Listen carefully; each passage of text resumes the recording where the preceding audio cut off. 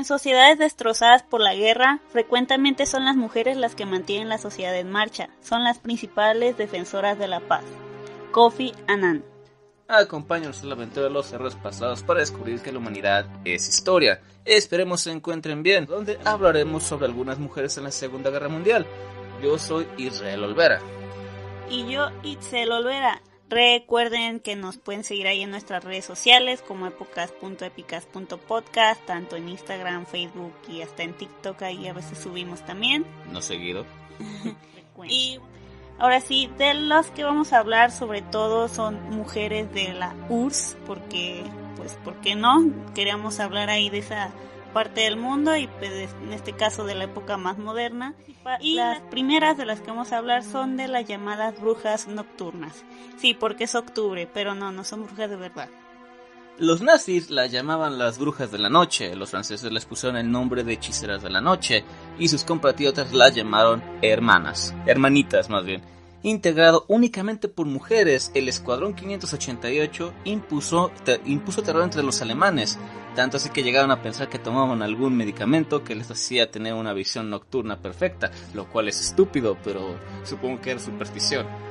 Bueno, hay que recordar también que la gente se creyó esa propaganda que luego hicieron los gringos de que tenían buena vista sus militares porque comían zanahorias, entonces miren, todo es posible con una buena propaganda y en este caso pues con rumores, nada más para joder.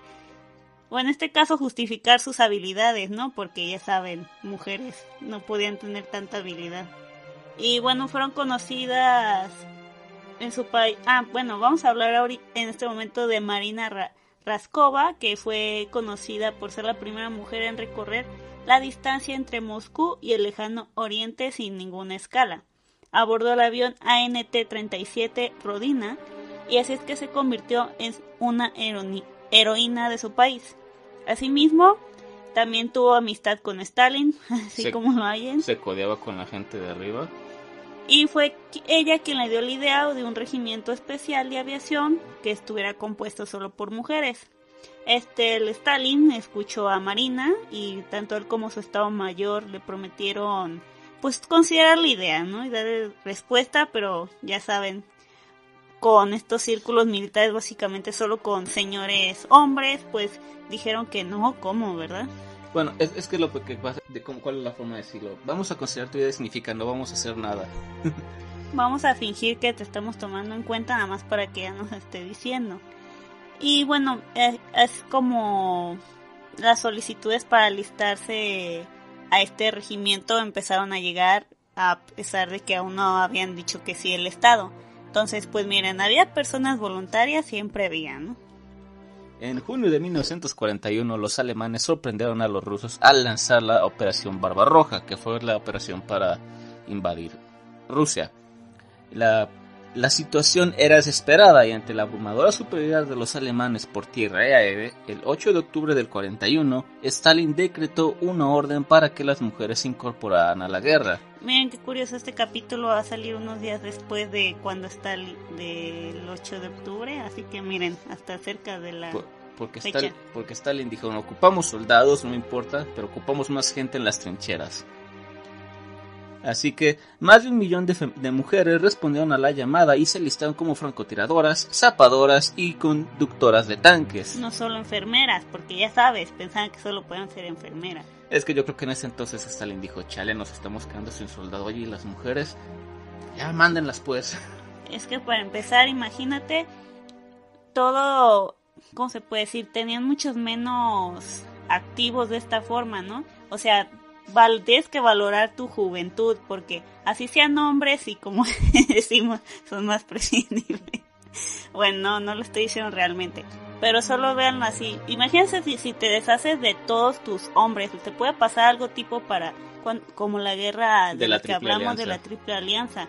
Mandar solo a los hombres, te vas a quedar sin población juvenil de hombres para, ya sabes, mantener tu país con más personas. Sí, ya ahí, son, entonces, aquello de perder el 90% de tu población masculina no es buena idea. Entonces, pues ya hasta la Segunda Guerra Mundial se dieron cuenta que pues sí necesitaban ahí compaginarse, necesitaban también ahí las mujeres, ¿no? Bueno, continuando, Marina Raskova pensó que si había mujeres que puedan ocupar aquellos puestos en el ejército, ¿por qué no puede haber mujeres aviadoras? Finalmente, Stalin, a regañadientes quiero pensar, accedió y se crearon 3 regimientos femeninos de combate aéreo, la División 586, 587 y la más famosa de todas, el Regimiento 588 de bombardeo nocturno. Y para formar parte de este batallón fue que 115 mujeres fueron reclutadas, que pues como dijimos eran voluntarias, que tenían entre 17 y 22 años, así que miren, también la juventud siempre rebelde, ¿verdad? Y lo primero que se les dio de orden fue que se cortaran sus cabellas y sus cabellas, hoy nomás, sus largas cabelleras pues, y sus trenzas, para que su cabello se asemejara al de estos hombres. Bueno, hay que verlo así, no solo para asemejarse a los hombres, sino que están en ese tipo de situación, la verdad es que el cabello te termina estorbando, y más si vas a ser aviadora. Mira, supongo. yo en este punto yo quiero pensar que no, aquí no fue de racismo, no fue de sexismo, aquí fue más un caso práctico. Hay una razón por la que los militares van casi pelones. Es más fácil tratar una herida cuando no tienes pelo en el coco que cuando tienes una melena. Además de que también está la desventaja de que te está molestando el cabello, y más si eres aviador, ¿no? En el calor, en el calor también. Entonces hay muchas situaciones por las que te puedes estorbar, además de que es una desventaja táctica si tienes que pelear cuerpo a cuerpo con alguien. Entonces, te puedo jalar del pelo. Entonces pues tiene más ventaja táctica que solo sexista. Así es que en un tiempo récord de 6 meses, estas mujeres que pues hasta ese momento no sabían nada de aviación recibían un entrenamiento intensivo que debía durar 1 año y medio, pero aún así lo lograron en 6 meses. Tuvieron en combate, en pilotaje y supervivencia. Una vez que ya terminaron, todo el ejército rojo les pudo entregar unos antiguos aviones de Polikarpov 2, que eran biplanos de los años 20, dedicados a tareas de fumigación y entrenamiento. O sea, prácticamente les dieron lo que tenían ahí en la mano, ¿no? Parecido a lo que hicieron acá. ¿Saben qué? Nos tenemos esto, tendremos que armarla con lo que tenemos. No, pero a diferencia fue que al menos al Escuadrón 201 de la Segunda Guerra Mundial, los estadounidenses hasta eso sí les dieron aviones de última, que era el avión P-347 Thunderbolt, que era un avión de última, era un cazabombardero. En este caso, yo creo que no fue tanto porque fueron mujeres que le dieron estos aviones, sino porque literalmente el ejército ruso, después de la Revolución Rusa y todo el desmadre de la Primera Guerra Mundial, el ejército ruso estaba pues muy atrasado para su tiempo y muy poco equipado, así que tuvieron que arreglárselos con lo que tenían. Bueno, acá tenemos la ventaja de estar al lado del señor armamentista, y así que pues tuvieron ahí esa ventaja. Vestidas con uniformes masculinos porque pues no tenían a la mano, no van a hacer superproducción de algo más adaptado al cuerpo de mujeres. Y la verdad es que ¿han visto una mujer soldado? ¿Notan que se vea muy diferente de un hombre? No, así que pues, obviamente no les dieron nada un uniforme tan diferente. Bueno, ya hoy en día pues ya está más... Aún así el uniforme es muy parecido. Ajá. O sea, es casi lo mismo, pero está ya más adaptado ya nada más a los cuerpos femeninos, ¿no? A lo mejor. Que son más delgados, tienen otros y cortes. Más pequeños, pero en sí pues sigue igual. siendo lo mismo, ¿no? Me quedé con botas que debían rellenar con ropa de cama para evitar que se deslizaran, porque sí, las botas les quedan muy grandes. Pues sí, imagínate, las mujeres normalmente pueden tener... Ponle que por ser militares les pidieran a las mujeres que estuvieran más grandes, pero aún así sus pies son más delgados, ¿no? Sí, pues no vas a llevar un pie con un pie del 5 cuando la bota es del 7 o 8. Aquellas mujeres deberían combatir con unos aeroplanos hechos de madera contrachapada y lona que no ofrecían protección alguna contra los elementos. Por la noche, las pilotos tenían que soportar temperaturas bajo cero con el consiguiente riesgo de congelación durante los duros inviernos soviéticos. Tocar un avión helado conllevaba un riesgo de que la piel se quedara adherida de inmediato al fuselaje. Además, los aviones eran tan pequeños que no tenían ni bodega para almacenar las bombas, y como solo pueden transportar 2 artefactos explosivos a la vez que iban apoyados en su regazo, aquellas valientes mujeres se deslizaron en su primer vuelo de combate contra la Luftwaffe el 12 de junio de 1942. Ahora, cabe destacar que la Luftwaffe no es solo la Fuerza Aérea Alemana, sino que es la Fuerza Aérea de élite.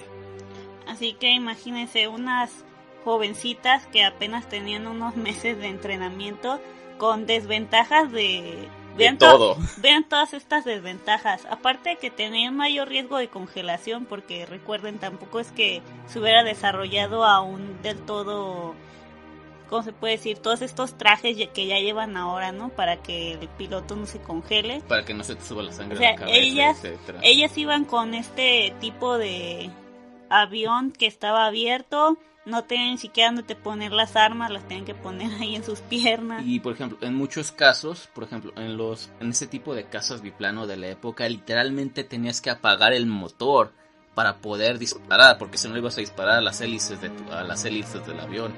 Así que por ese momento tú ibas en caída igual que las armas, así que imagínense, vivir la vida al límite.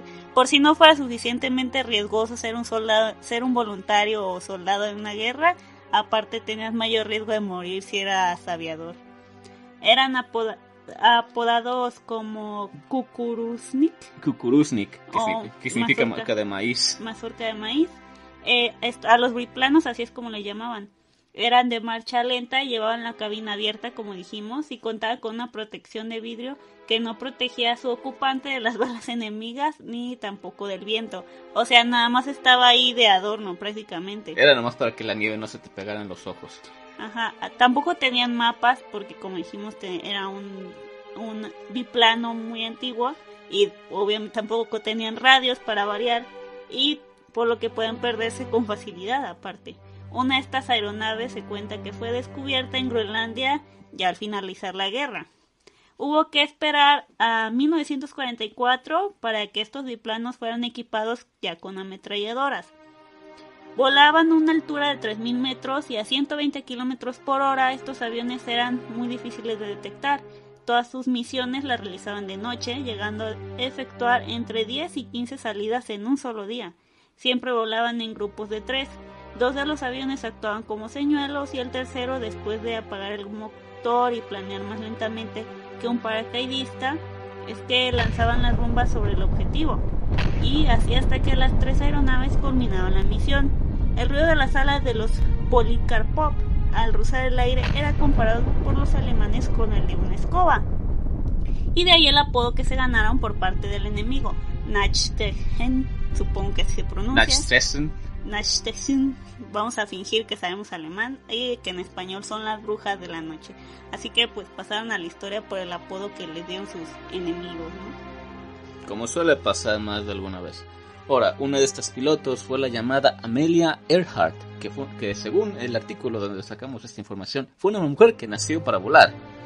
En su obra, Las brujas de la noche, pasado y presente, la investigadora rusa Lyuba Vinogradova aporta los testimonios directos de las aviadoras soviéticas de la Segunda Guerra Mundial y lo hace contando detalles íntimos que normalmente se suelen pasar por alto. La separación de sus familias, la dificultad de contar con la ropa adecuada, las lágrimas cuando les cortaban el largo cabello, el acoso que no podía faltar y las bromas que tuvieron que soportar por parte de sus compañeros pilotos masculinos. Ya saben, que en aquella época era el frío, todo era una mierda, así que muchos estaban ebrios para sobrellevar todo este desmadre. Bueno, si de por sí no se necesitaba para que estuvieran en un mal ambiente.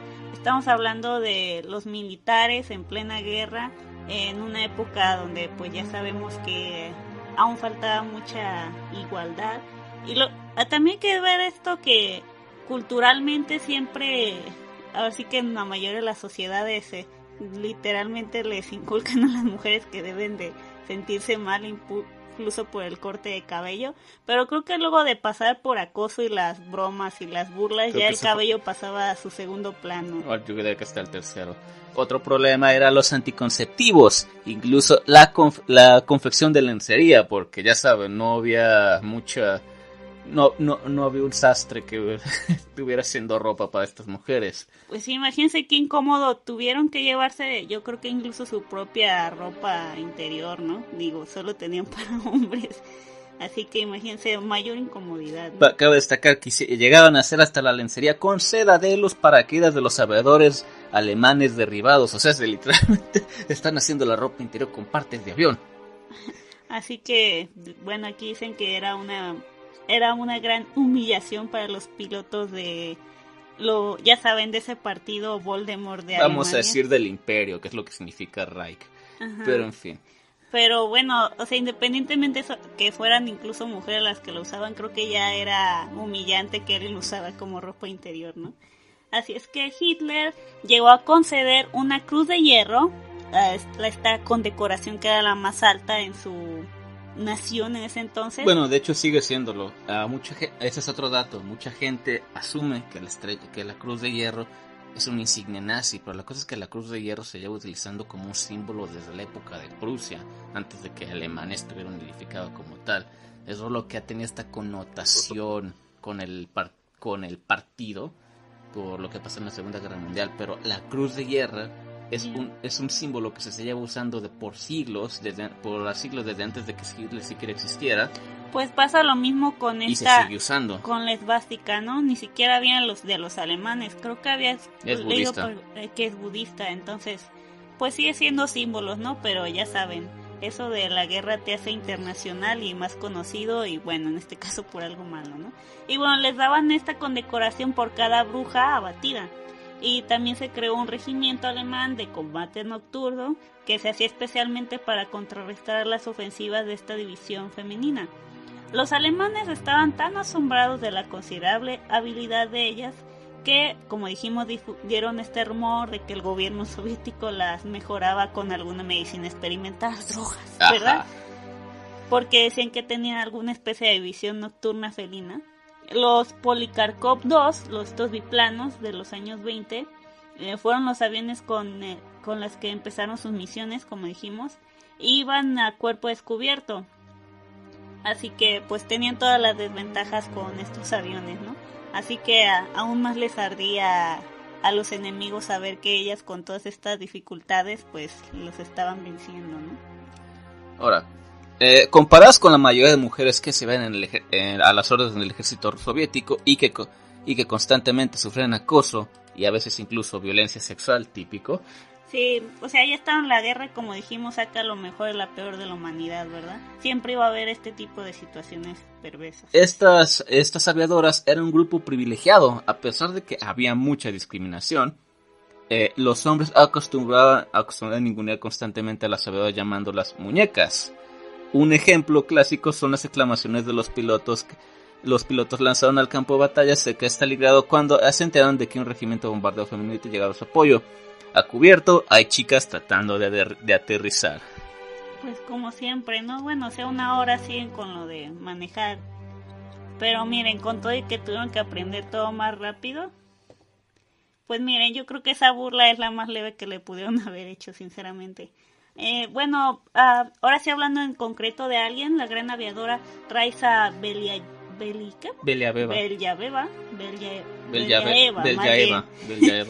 tenía que escuchar al comandante del regimiento de cazas con el que combatía decirle: no quiero enviarte de misión, eres demasiado guapa. Esas mujeres que muchas veces poseían más experiencia de vuelo que sus propios camaradas, porque como dijimos, había un montón de voluntarios, así que tal vez había unos que entraron después, o tal vez estaban de soldados rasos y luego los llevaban de aviadores, así que podían ser incluso más novatos que ellas. Y pues aún así tenían que estar probando sus habilidades. Me quiero imaginar este tipo. Tú, sí, el que aprendió a utilizar el rifle la semana pasada. Te vamos a meter para el equipo de aviación. ¿Que yo qué? ¿Qué? ¿Cómo? ¿Qué? ¿Cuándo? Pero no dicen que están en grave peligro de hipotermia. Sí, también. Pero mira, puedes morir de hipotermia o puedes morir abajo o por una bomba. Tú decides. Mira, tiene de dos sopas. O mueres de hipotermia en tierra o mueres de hipotermia en el aire. Digo, de igual forma vas a morir. Tú decides cómo quieres morir. Obviamente, no todas salieron con vida. El escuadrón de brujas nocturnas perdió 32 pilotos. Incluida la coronel Marina Raskova, de la que acabamos de hablar, cuando fue enviada a la línea del frente. A su muerte se celebró el primer funeral de Estado de la Segunda Guerra Mundial y sus cenizas fueron enterradas en Kremlin. Mientras tanto, las otras 23 pilotos, entre ellas la legendaria Nadezhda Popova, obtuvieron el prestigioso título de héroe de la Unión Soviética. La emoción tras la victoria era la misma que la de los hombres, pero expresada en muchos casos de un modo distinto. Una de las frases que dijeron: has derribado un Heinkel, querida. Les petó su mecánica Lera Kormiakova al aterrizar tras un combate con una formación de bombarderos alemanes. Un Heinkel era un avión alemán de última, así que esta mujer lo derribó con un biplano. Así que pues era para celebrar, ¿no? Inmediatamente todas estas mujeres del personal la rodearon y la besaron y la abrazaron, ¿no? Ahora sí que celebrando con ella. Este aviador se había derribado poco después, desgraciadamente, y encontraron su cuerpo en un campo de girasoles. Pues miren. Válgame la justicia poética. Uh-huh. Sin embargo, las brujas nocturnas fueron excluidas del desfile del Día de la Victoria en Moscú, y algunas de ellas, como Polina Goldman, Irina Rakobolskaya, Raisa Aronova o Lilia ¿cómo se pronuncia esa? Lidiak, nunca fueron homenajeadas. Pues miren, como si no, para no variar, ¿verdad? A pesar de que contribuyeron a su nación, igual no las mencionaron cuando fue su desfile de victoria. Y continuando, Nadezhda Popova llegó a cumplir 852 misiones y recibió las más altas condecoraciones por parte de su país, entre ellas las de, como dijimos, la heroína de la Unión Soviética, la Estrella de Oro o la Orden de la Estrella Roja. Sin embargo, muchas otras nunca recibieron el debido homenaje. Se recuerdan hoy en Rusia las aventuras de estas mujeres. En general, los rusos están muy orgullosos de sus héroes, de la Gran Guerra Patriótica, como se conoce allí también la Segunda Guerra Mundial. Pero las mujeres piloto no son muy conocidas incluso ahí, excepto las más famosas, entre ellas como las que conforman el escuadrón de estas brujas de la noche. Los 3 regimientos de mujeres pilotos sin duda resultaron de mucha utilidad para el ejército de la URSS y jugaron un papel muy importante para levantar el ánimo durante lo más difícil de toda esta contienda. Y pues ahora sí que alentaban mucho a todas estas mujeres civiles que, como mencioné con la frase del principio, que eran las que estaban llevando más ahora sí que la economía de su país, ¿no? Y pues sí, como suele pasar, porque en especial en esa época, pues los que sufren, no digo que los soldados no sufrían, pero quienes veían todo el desmadre, pues sí, eran los civiles. Los civiles siempre se llevaban lo peor. Ahora imagínate ser una mujer que mientras el resto del país se está matando en la línea del frente, muriendo por millones, literal, tú tienes que pasártela trabajando, creando el armamento para que tus hijos, tu esposo o tu hija, en este caso hablando de las mujeres, fuera al campo de batalla para posiblemente morir ese mismo día. Y no solo estamos hablando de armamento, ¿no? Ahora ropa, el país comida. Tenía que seguir moviéndose en este caso. Entonces, como dijimos, tenían que mantener la economía activa en su país, tenían que seguir la producción de todo, tenían que llenar todos estos puestos de trabajo que se perdieron, porque como vimos, iban muchos jóvenes y aunque ahora sí que los menores de edad aún se quedaban en su país, pues seguramente también se quedaban trabajando porque no tenían otra opción. Y la cosa es que de hecho al final incluso hubo muchos problemas. De hecho en algún momento no me acuerdo, no me citen, pero hubo algunos problemas porque los rusos empezaron a reclutar absolutamente todos, incluso hasta los menores de 18 años. Hasta yo escucho que hasta muchachitos de 16, 15 estaban metidos ahí en el ejército, de que se ocupaba gente. Hasta aquí quedaría esta primera parte. Recuerden que todo el episodio ya está en ebooks, Apple Podcast, Google Podcast y Spotify, totalmente ya terminado, pero recuerden que aquí vamos desfasados con los episodios. Así que bueno, igualmente dentro de unos días ya tendrán la segunda parte, por si quieren esperarse a verlo así ya con imágenes y todo. Hasta el siguiente video. Chao.